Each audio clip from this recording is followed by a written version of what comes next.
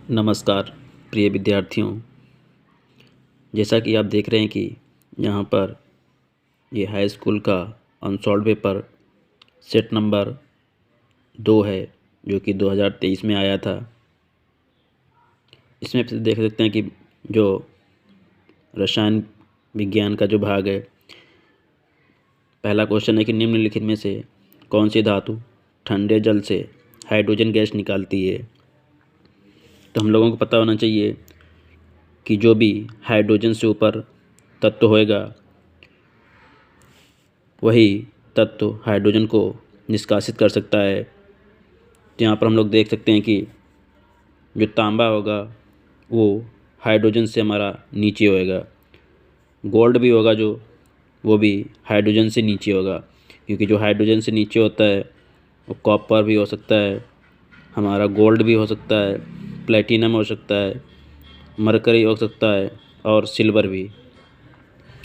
तो यहाँ पर हमारा पोटेशियम और एल्युमिनियम जो कि हाइड्रोजन से ऊपर होगा, वो यहाँ से जल से हाइड्रोजन गैस को विस्थापित करेगा, अर्थात निकाल देगा। तो पोटेशियम हाइड्रोजन से ऊपर, इसलिए ये ज़्यादा हाइड्रोजन गैस निकालेगा, इसलिए यहाँ पर पोटेशियम ऑप्शन सही हो जाएगा। दूसरा ऑप्शन जो है हमारा निम्नलिखित में से एल्कीन है। ठीक है, तो हम लोग देखते हैं कि जो एल्केन होता है उसमें सिंगल बॉन्ड होता है, एल्कीन में डबल बॉन्ड होगा, एल्काइन में ट्रिपल बॉन्ड होगा। तो पहला ऑप्शन जो है इसमें ट्रिपल बॉन्ड है तो ये एल्काइन हो जाएगा। दूसरे में देख सकते हैं कि डबल बॉन्ड है तो ये हमारा एल्कीन हो जाएगा।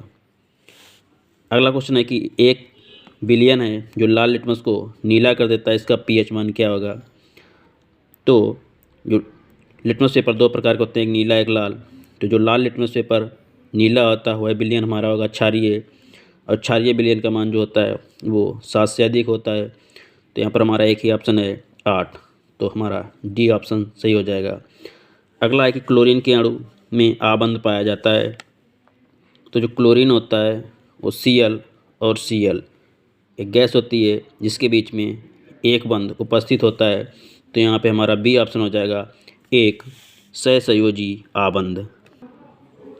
इसी में अगला क्वेश्चन जो है वो जल को जीवाणु रहित बनाने में उपयोगी पदार्थ है। जो जल को जीवाणु रहित बनाता है, अर्थात जो जल में जीवाणु होते हैं उनको हटाने के लिए हमारा विरंजक चूर्ण उपयोग में लाया जाता है, जिसका जो फार्मूला होता है CaOCl2। इसे कैल्शियम ऑक्सीक्लोराइड भी बोलते हैं। दोस्तों अगला क्वेश्चन है, जिन अपक्रियाओं में आयनों के विनिमय से नए यौगिक बनते हैं उन्हें क्या कहते हैं। तो उभय अपघटन उन यौगिकों को बोलते हैं। अगला क्वेश्चन इसमें उपभाग 2 है, जो कि निम्नलिखित यौगिकों की संरचनाएं चिन्हित करने को बोल रहा है, संरचनाएं बनानी है।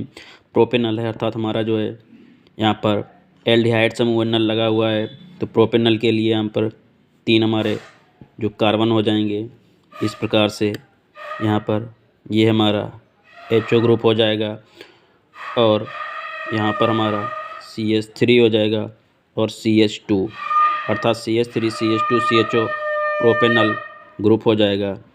यहाँ पर दोस्तों दूसरा है कि 2 मेथिल पेंटेनोइक अम्ल है, अर्थात दूसरे कार्बन पर हमारा मेथिल समूह लगा होगा और पेंटेनोइक अम्ल है, तो COOH ग्रुप हमारा अलग प्रकार से लगा होगा। तो हम लोग इस प्रकार से इसमें देख सकते हैं 2 मेथिल पेंटेनोइक अम्ल का किस प्रकार से बनेगा। यहाँ पर पेंटेनोइक अर्थात हमारे 5 कार्बन होंगे पेंटेन में, और जो यहाँ पर COOH ग्रुप लग जाएगा, क्योंकि ओइक अम्ल है इसलिए दूसरे कार्बन पर हमारा दोस्तों CH3 लग जाएगा, क्योंकि मेथिल पूछा गया है। उसके बाद से दोस्तों देख सकते हैं यहाँ पर ये इस प्रकार से यहाँ पर जुड़ जाएगा। ये जो ऑप्शन हो जाएगा यहाँ पर CH3 हो जाएगा, यहाँ पर CH2, क्योंकि हमें कार्बन की बैलेंसी भी पूर्ण करनी है। यहाँ भी हमारा CH2 हो जाएगा, कार्बन एक बॉन्ड इससे बना लेगा, एक इससे बनेगा, एक हमारा इस कार्बन से बनेगा, तो यहाँ पे हमारा क्या हो जाएगा CH हो जाएगा। तो दोस्तों ये हमारा 2 मेथिल पेंटेनोइक अम्ल हो गया, 2 मेथिल पेंटेनोइक अम्ल।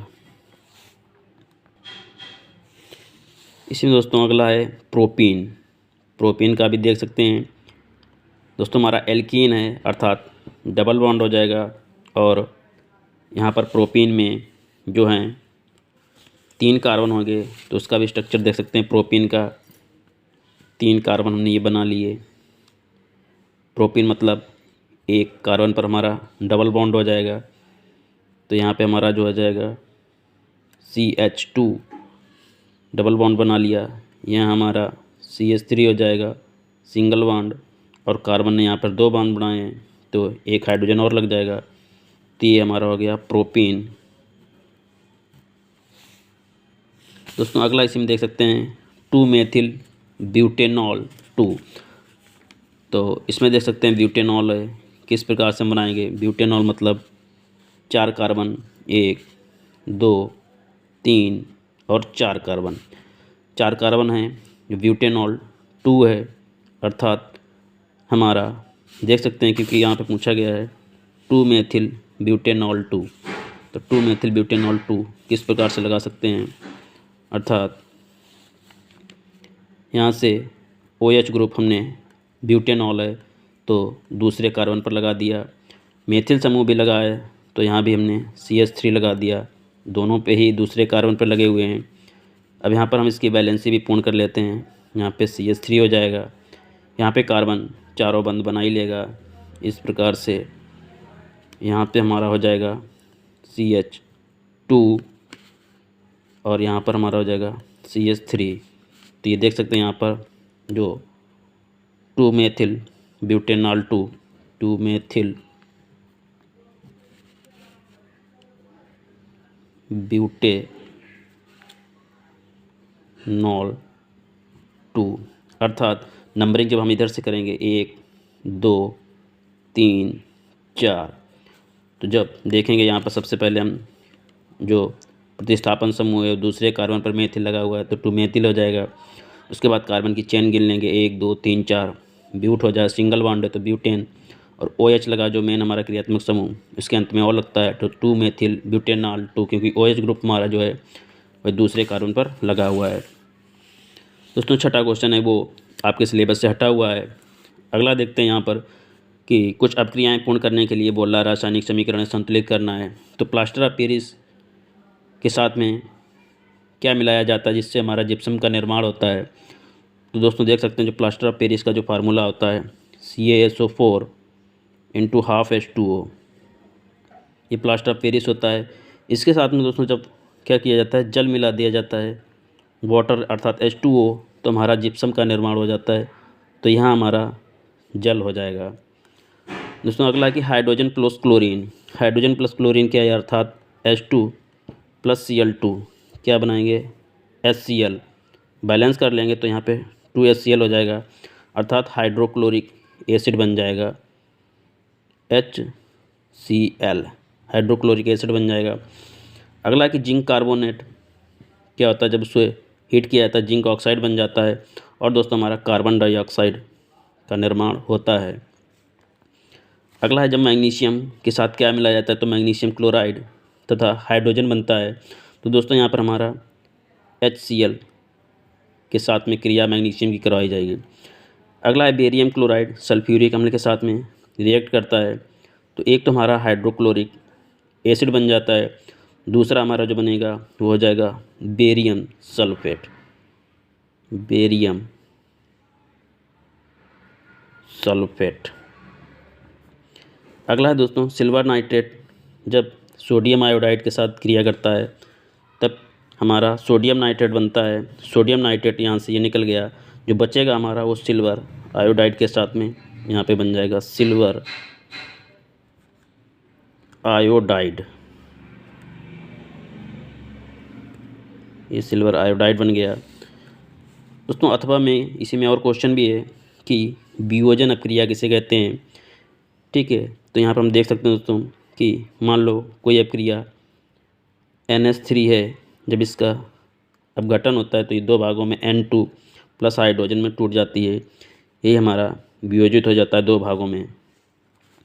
दोस्तों अगला क्वेश्चन है कि संक्षारण किसे कहते हैं। संक्षारण पता है, जब लोहे पर वायु अथवा नमी के संपर्क में आ जाता है तो उस पर जंग लगना प्रारंभ हो जाता है। उसी को रोकने के लिए हम उस पर कोई भी लेपन या फिर उस पर पेंट करके उसको रोकते हैं तो यही संक्षारण कहलाता है। जंग लगने की प्रक्रिया संक्षारण होती है। यशद लेपन देख सकते हैं। यशद लेपन क्या होता है, जब लोहे पर जंग लगती है तो उससे बचाने के लिए हम लोग जिंक का लेप कर देते हैं लोहे के ऊपर, जिसको हम यशद लेपन कहते हैं। अगर इंग्लिश में बोलें तो गैल्वनाइजेशन बोलते हैं। दोस्तों यहीं से हमारा ये भाग संपन्न हुआ। धन्यवाद।